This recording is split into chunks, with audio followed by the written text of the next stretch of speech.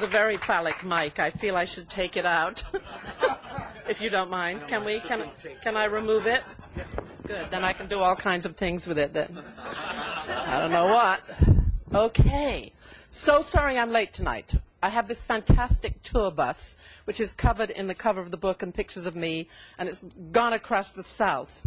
And, of course, tonight it went across the South, and the top got caught in some overhang, and so we were sitting. I know. I said to the driver, "Is my picture damaged?"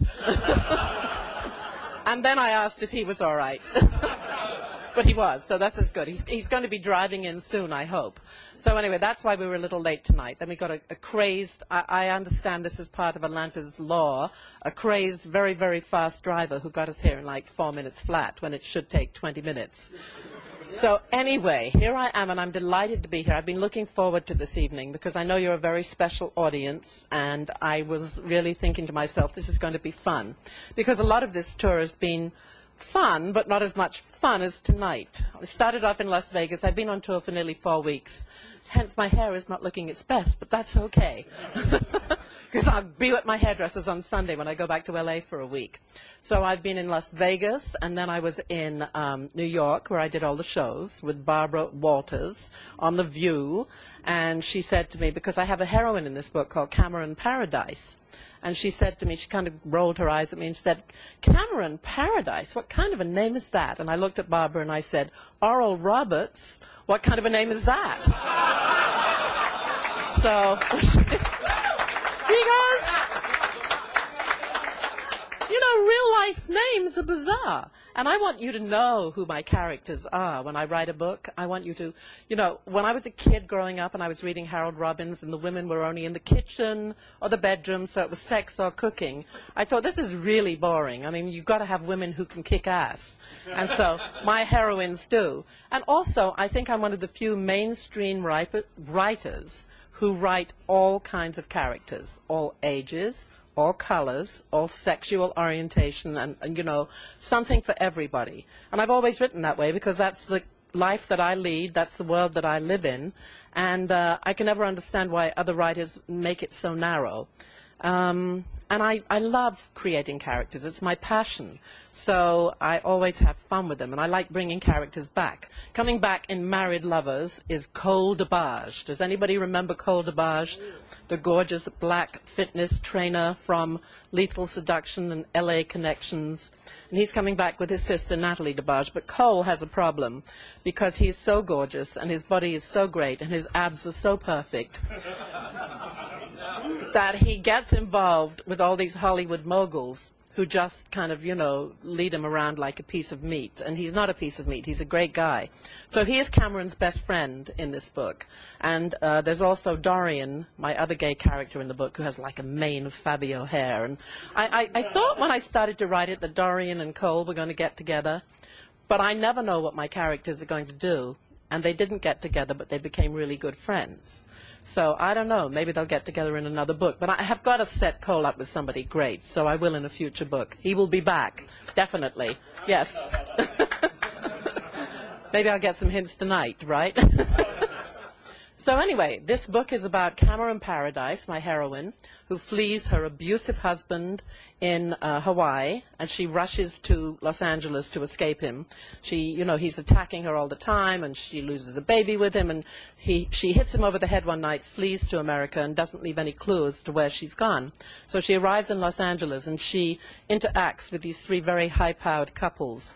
One of them is Don Verona. He's a very sexy talk show host. Not based on Jerry Springer or anybody like that, but kind of more the Craig Ferguson kind of talk show host. But he's like, you know, very George Clooney-ish. And so he can have any woman he wants, but he can't have Cameron. So we like that bit of sexual tension going on. Don't we, ladies? Yeah. So then there's one day she meets his best friend, Ryan Richards. And the best friend is married to a Hollywood princess whose father is a big Hollywood mogul. And I know many of these women, trust me, in Hollywood, who think they're their father. The father is rich, famous, and very important, and the daughter thinks she's rich, famous, and very important. So anyway, that's Mandy in the book. But Cameron meets the husband, Ryan, and they just look at each other. And I'm sure you've all experienced this, when you just look at somebody and you know it's all bets are off.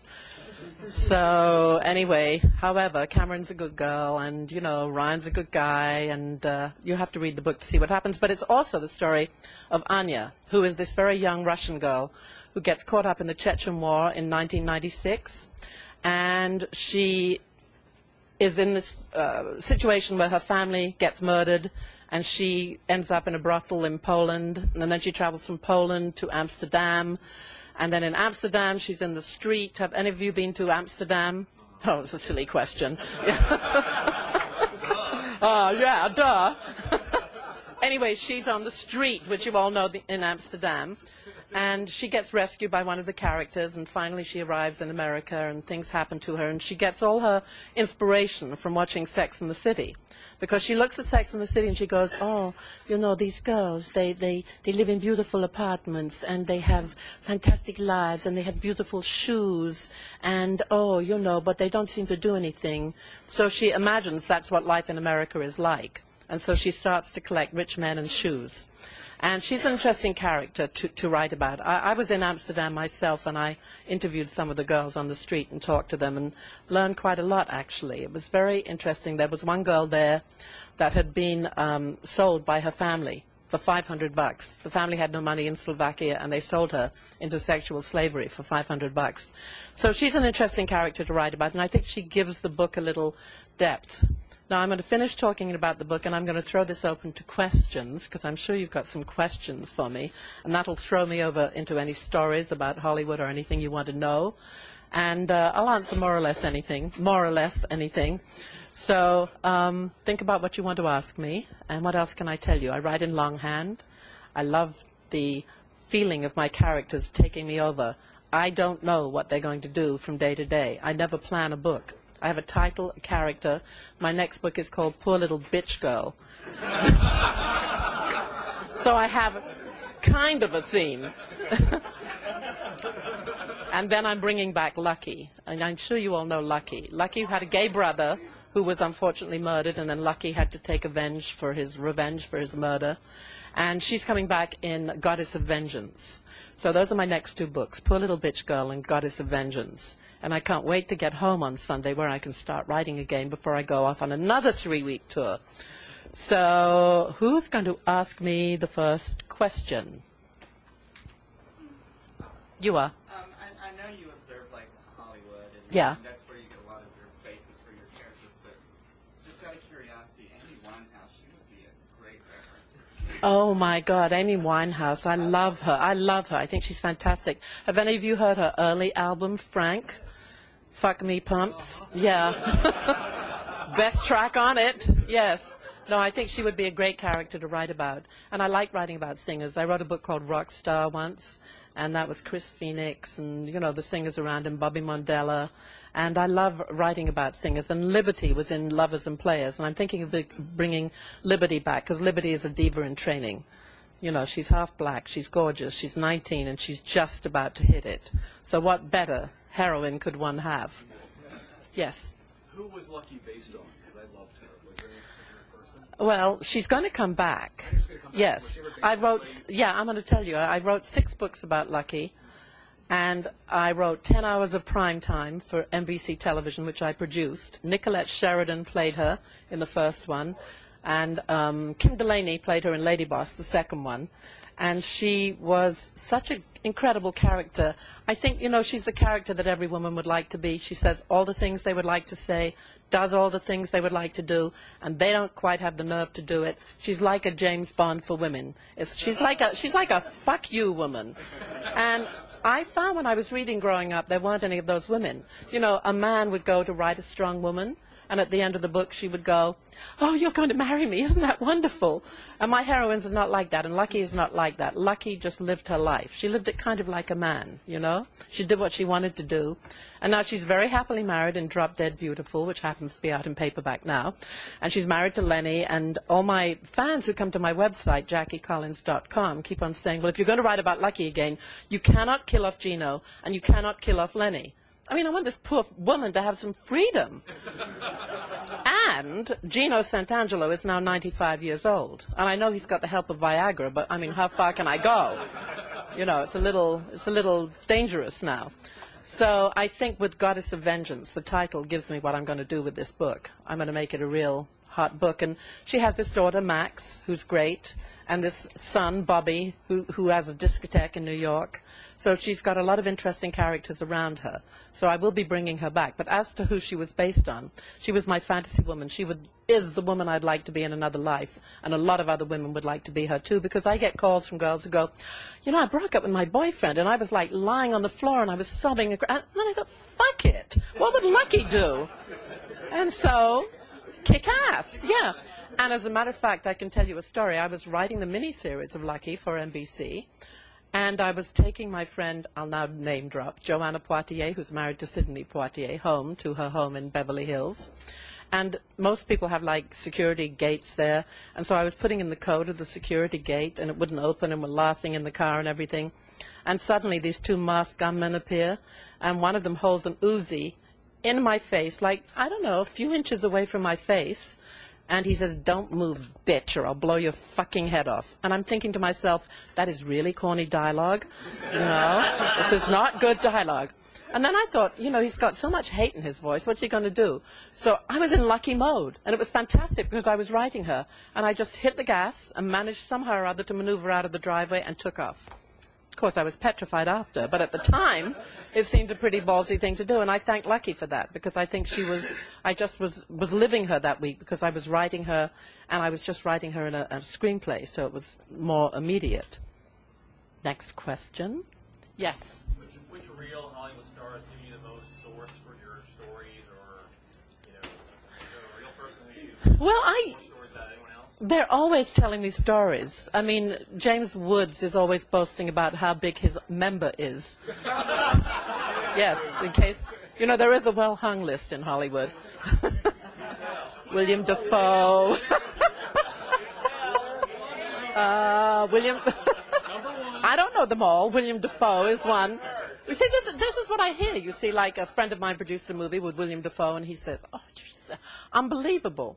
And so, you know, you hear these things as you go along. I don't have it on the tip of my tongue, so to speak. I should rephrase that one, shouldn't I?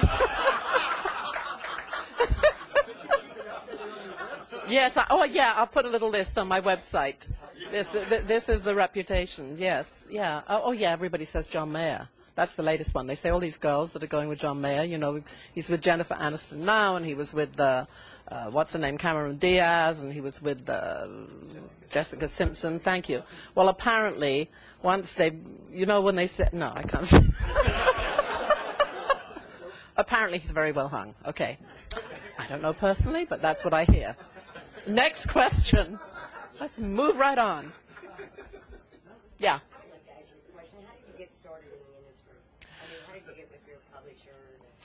Well, you know, I was an avid reader when I was a kid, and I would read all these books. My father used to keep, like, dirty books beside his bed in a brown paper cover, so I'd read those, and then I made up all these filthy limericks that I would sell to my friends at school, and I hated school, and I dropped out of school. I was expelled from school at 15, and, first of all, for playing truant every day, and secondly, we would go to play tennis every Tuesday in our little school uniforms, and there was always a flasher on the bench, the same one, and he would be flashing, and I would go, cold day today, isn't it? And they thought that was extremely rude, and they chucked me out. So, but I followed my dream, you know. I mean, I've had 26 New York Times bestseller lists. Married Lovers is on there now. And it's like, I think in life, especially for women, you have to follow your dream. You have to have encouragement. I didn't have any encouragement, but I knew it was what I wanted to do. I knew I wanted to create stories. I loved reading Dickens and Harold Robbins and, you know, all those writers, Mario Puzo, I particularly adored. And I thought, I want to create characters, but I want to create my kind of characters. And so I looked at all the books that I had, and I saw a particular publisher, and I thought, if I like what they publish, then maybe they'll like what I write. And that's how I chose my first publisher. Did you send your manuscripts in? I did, and it's kind of raised from the bottom right up to the top, and they called me in and said, we'd like to publish this book. It was The World is Full of Married Men, but you have to take out all the four-letter words. And I said, why is that? And they said, but you'll be banned in Australia, and you'll be banned in Boston, you'll be banned in China. And I was banned everywhere anyway. I took all the four-letter words out. And an MP, who happened to be in the closet at the time, took a half page in a newspaper and said, this is the most shocking book I've ever read. And there wasn't one four-letter word in it, but it took the double standard and hit it on its head. So that was an interesting start, and it was #1 within 10 days. And then I wrote The Stud. Every guy in Hollywood thinks he's the stud. You go, oh yeah, that was me. It was like that Carly Simon song, you know, You're So Vain. Everybody thinks they're that song.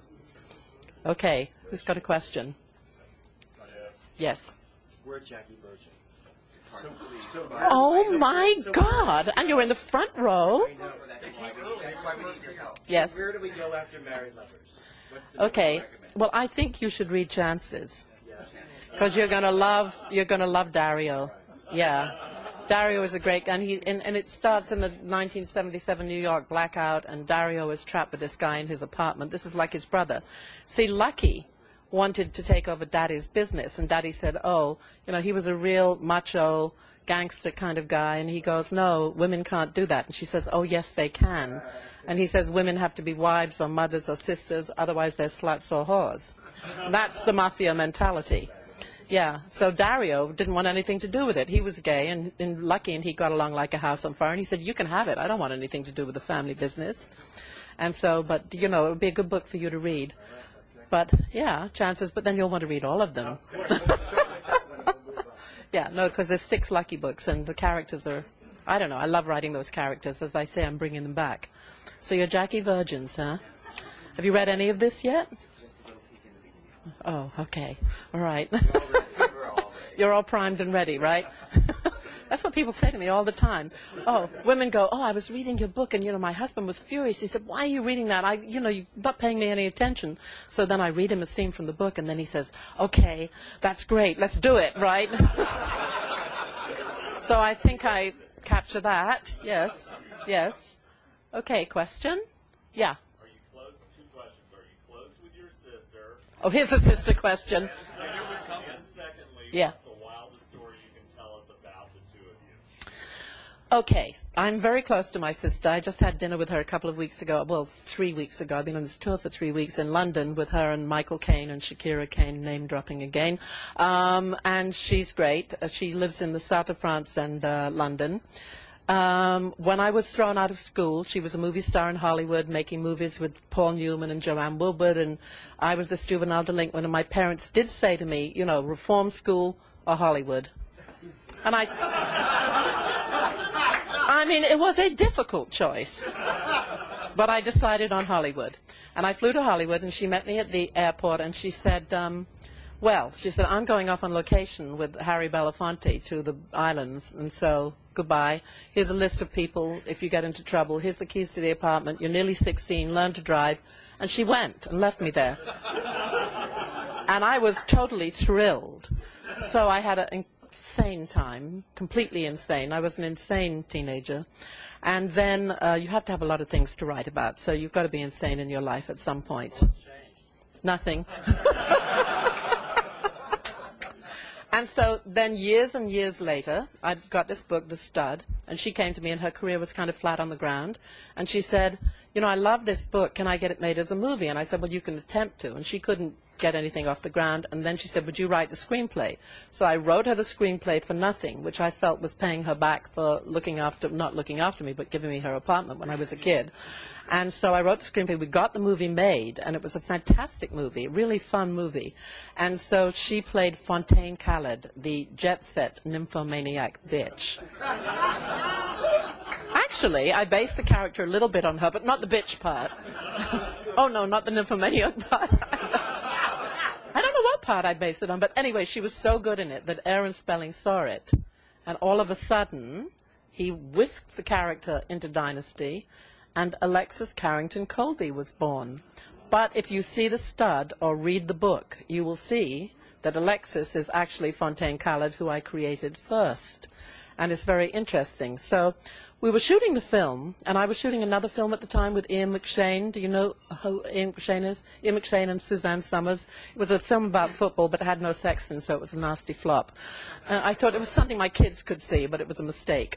Anyway, I was shooting that film, so we were shooting the kind of orgy scene in the stud, and I said to the director and to Joan and everybody, I said, you know, this sex scene should be very subliminal, like The Graduate. You shouldn't really see anything, you know, just, it's got to be like very classy, very subliminal, don't see anything. And they said, oh, we absolutely agree. So off I went to Yesterday's Hero, which was the movie I was making at the time, and then I came back the next day to see the rushes of the stud. And on come the rushes, and there is the swimming pool scene, which is supposed to be all subliminal, and there is Joan stark naked on a swing going back and forth, and there is Oliver Tobias the stud, you know, naked. I mean, they were all complete. I said, what the hell happened? And they went, oh, well, we had a little tequila. Everybody was nervous. A little tequila. Actually, you should rent the movie. It's a really fun movie. It captures like the 70s in London. And if you want to see Joan naked, there she is. But you probably don't. Or some of you might. Yes. Next question. Who's your favorite character in all the books? Well, I have to say Lucky Santangelo, but I was very fond of Gino Santangelo, right? Because I wrote Gino Santangelo. I started him off at the beginning of last century. And so he was this 13-year-old kid that comes to America. He was called Gino the Ram. He was great in the sack, and I kind of like created this character that went through Prohibition and started to build hotels in Las Vegas, and he was just a great character to write. And I was at an airport one day, and Dionne Warwick came up to me, the singer, and she said, honey, where can I meet Gino? And I said, honey, he's in my head. But I love creating really sexy men between the pages who are not frightened of their sexuality. And I would have to say the Santangelo family are very interesting to write about. But I also love Don Verona in Married Lovers. He's a good character. So you're the original Sex and the City writer. I don't know. But Darren Star did say that to me once. You know, I was at a party and he said, you started it all. And the other guy who said it to me was Mark from Desperate Housewives. He said, yeah, you started it. You started it, yeah. So when I get back, I'm having lunch with Nicolette and seeing if I can persuade her to come back and play Lucky again in the other miniseries that have not been made of the Lucky books. Because she was really good in it. If you go to my website, you can see great stills of her. And her mother was played by Sandra Bullock, because her mother is murdered when she's 4 years old.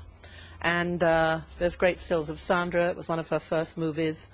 She was really good in it. Yeah, on my website there's all this fun stuff, like there's all the, you know, the party photos from all the books, so there's like hairstyles from hell, and it's really fun to look at, and there's just a lot of fun stuff on there, all the stills from the movies. The last movie I produced was Hollywood Wives, The New Generation, with Farrah Fawcett and Robin Givens and Melissa Gilbert.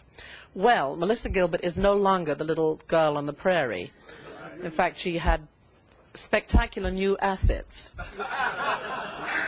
And so we had to have a nipple wrangler on the set because they were out there for all to see, and you know, it was CBS, and they're going, Alyssa's nipples need attention. And I go, okay, yeah. And then, of course, Robin Givens, who was married to Mike Tyson. People are always telling me stories. She was telling me all kinds of things. And Farrah, who was lovely and is doing very well at the moment. So that was a fun movie to make. But I love making movies. Yeah. Is there a book inside you that you've always said, I'm going to either get around to do or I want to do? There's been some challenge that you just haven't quite found the right time or the right set of circumstances. Is there something deep inside that you would get that you really want to do that you haven't done yet? You know, the thing is, I'm a storyteller. I'm not a literary writer. So I have no ambition to write the great literary novel because I couldn't do it and I wouldn't want to do it. I like the kind of books that I write. And I think all my books are very different. 26 books. I mean, there's the Santangelo books. Then there's the Hollywood books. Then there's the books about Madison Castelli, who's another character I created in LA Connections, and she's a journalist. Then there's the off books like Rock Star and American Star, which is very romantic. Yeah, maybe you should read American Star. It's about 2 kids in Kansas for the first 200 pages. Nick Angel. You'll love Nick Angel. Yeah, and I love names. I think names are so fun to create. No, the only book I might write one day is an autobiography, but I don't know. I think I'll wait a few years. Because I've managed to keep my private life very private. And I think that's the secret to having great kids. I have 3 daughters who are really terrific. And that's because they're not those kids that want to be in the papers with the, you know, the photo spread with mummy and all of that. They don't want to do that, and I'm very happy they don't want to do that. But I do have some interesting stories to tell about myself. Yeah. Question? Yeah, buy the book when it comes out.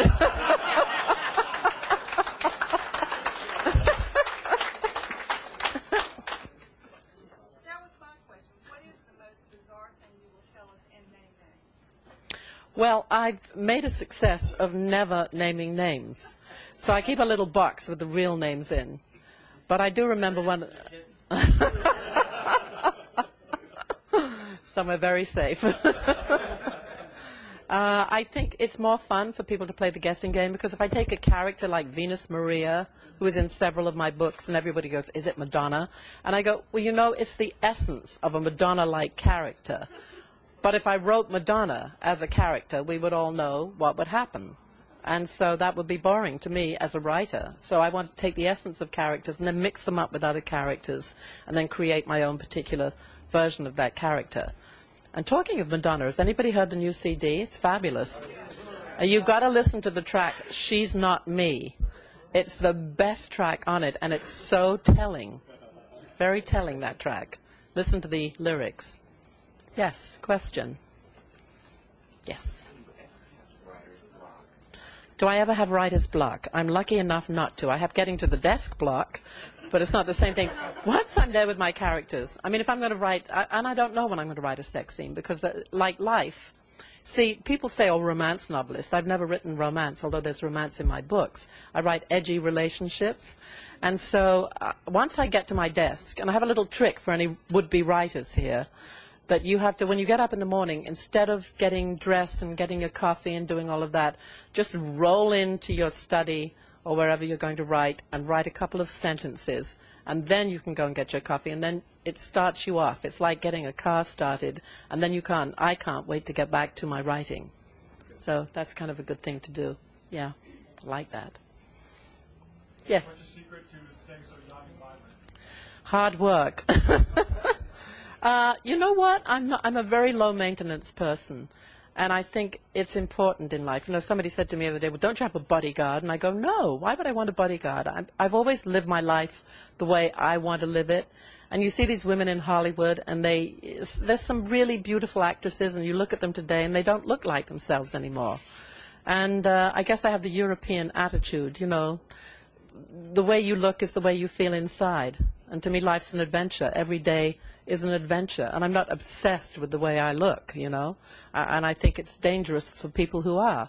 And there's so many girls in Hollywood today who are like in their 20s who all look the same. They've got the long blonde hair. They've got the same nose job. They've got the little puffy cheeks, the big lips, and the boob job. And that's sad. Yes, there's somebody over there have a question? Yes. Were you ever seriously interested in acting yourself? No. When I first went to Hollywood, I went to acting school there, and I kind of did some modeling gigs and stuff, but I knew I was always an out-of-work writer. So I did this one modeling gig with this guy who seemed a bit strange, but, you know, I was very street smart. And if you're going to be out on your own at 15, you've got to be very street smart. And he said, oh, we'll go to Griffith Park and we'll do these wonderful photos. And so they were kind of like pin-up photos. So I went and I did these photos. And I said, I'd like to have these photos for my book. And he said, okay, fine, for my portfolio. And so he said, well, you can pick them up tomorrow. So I went to his house the next day, and it was a rooming house on Hollywood Boulevard. And a woman answered the door, and she said, I said, is Mr. So-and-so here? And she said, oh, she would be. She said, but last night he was arrested. He's a serial killer. And that's a true story. I mean, I can't make these stories up. You know, when I created Gino, for instance, Gino Santangelo, he was very much based on the people that I lived in this kind of like, it was a Melrose Place type apartment complex in Hollywood. And Angel and Buddy Hudson, whom I wrote about in Hollywood Wives, actually lived next door to me. But I had this friend, she was a few years older than me, and she had this boyfriend called Slim. And she said, Oh, nobody ever saw Slim. And so she said, he's older than me, and she said, we've broken up and I want my television back. She said, he gave me a television, and it's in the ground floor of his house, and you've got a car, because I was dating two brothers, so I got a really cheap Buick. And she said, we could go in your car and get my television back. So I said, that's cool, all right. So off we go. We get to this house, we open up the window, it's on the ground floor, and guards come out of nowhere and dogs come running, and it turned out that this was a mafia son who'd been sent out to Hollywood in disgrace to become a movie star because he was very good looking. So he was furious with her, but he took a shine to me, and he became my godfather in a platonic way. He was really great, and I based Gino on him. So sometimes characters come to you when you're not expecting them, and he was an interesting character. Yes? Yes. Did you know Harold Robbins, or did he have an influence on your work? I think Harold Robbins had a great influence on my work. I loved his books, The Stone for Danny Fisher, The Adventurers, and I did meet him, but it was late in his life. And it was quite sad because I saw him in the Beverly Hills Hotel one day, and he came in and he was on crutches and he was with a nurse. You knew him, huh? Yeah. But I thought he was a wonderful man, and my first book, he wrote in my first book to Jackie Collins, who's going to be a wonderful storyteller. And I was so proud of that because I'd always, grown up reading him and thought he was fantastic. But his women were always in a certain position. They weren't strong women. They were very sexually alive, but other than that, they didn't do a thing. So, but I admire his work greatly, yeah. Next question. Yes. Have you ever been confronted by a celebrity who felt like they really recognized themselves? Oh, well, when I wrote Hollywood Wives, actually, in the morning after it came out, there were security guards and assistants and maids all lining up to get the book because their people had sent them out to get the book. They didn't want to be seen buying it. And so a couple of weeks later, I was at a party, and there was the wife of a very famous movie star there. And she came up to me and she said, she said, I'm really mad at you. She said, you have portrayed my husband in Hollywood Wives. He's Ross Conti. And without thinking, I just looked at her and I said, no, he's not. I said, there's a lot of fading superstars in Hollywood. Oh, boy, she was so mad at me. And I didn't I didn't mean it in a bitchy way, sure. But some of them, yeah, I was, thank you.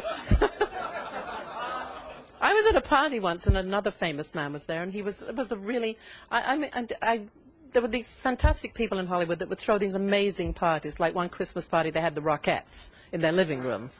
And so one night, this very famous movie star was dancing and everything, and the next day, Tina Sinatra called me, Frank's daughter, and she said, Jackie, because I take pictures everywhere I go, I'm going to do a book next year called Hollywood Snaps. It's going to be really fun. I'm opening it up with pictures of my sister when she was engaged to Warren Beatty way, way back when I was 15. And I've got these black and white pictures of them playing the Three Monkeys. So it's going to be so much fun. That'll be the opening picture in the book. Anyway, she said to me, Jackie, can you please send Mrs. X your pictures? And I said, oh, yeah, I always send people pictures. She said, no, she wants the film from your camera. And I said, tell her to fuck off. Curious. Next question. Who's got a question? Yeah. When they make a movie of your life story, who do you want to play? Oh, who else but Angelina Jolie? I mean, don't we all want her in one way or the other? Yes. Yes. Yeah. Yeah. Question? Well, if there's no more questions, I guess I'm going to sign. Yes. On the flip side, have you ever regretted anything you wrote, or wished you could take it back, or stopped yourself right before putting it in? No, I've never regretted anything because there's certain things I wouldn't write. I wouldn't write child pornography or cruelty to animals. I just wouldn't do that. And I think I can write really erotic sex, but I think that what I do with my sex scenes is I write the scene to a certain point where your imagination will take over.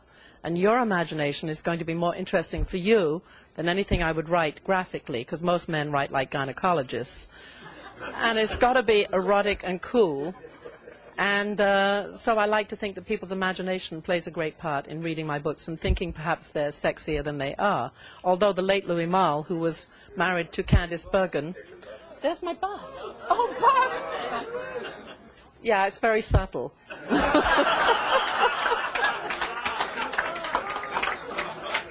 And it's damaged.